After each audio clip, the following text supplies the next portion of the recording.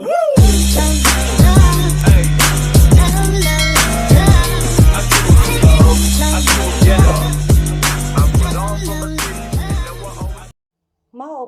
masalam kay talangon mga kalumads.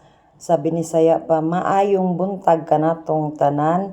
So for today's video day.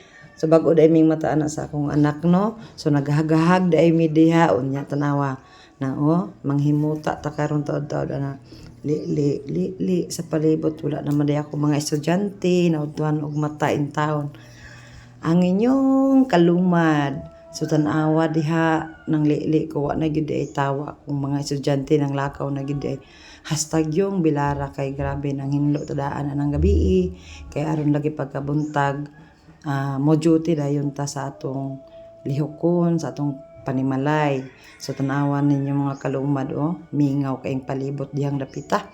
So manaog ta kay mangita ta ani og makita na sa kusina mga pita ani. So diha tanawa ninyo na guys mga kalumad maintaw na ang balay sa inyong igsuon nga lumad.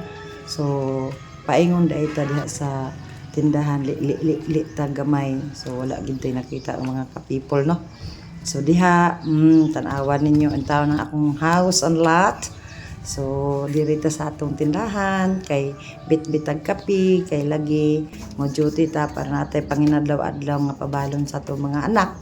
So tanawa ninyo mga kalumad, busy in town ng inyong igsuong lumad sa pag-display o sa pag-atiman. Kaya naman lagi na wala na display kagabi no.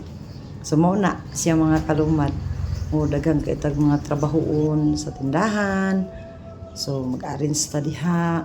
Dayon gi-check din nato itong mga listahan sa mga atong credit line. So diha na mga kalumad, diba? So mao gid intaw na pang adlaw-adlaw nga panginabot. So mao na siya guys, bisi-bisihan daghang salamat sa paglantaw.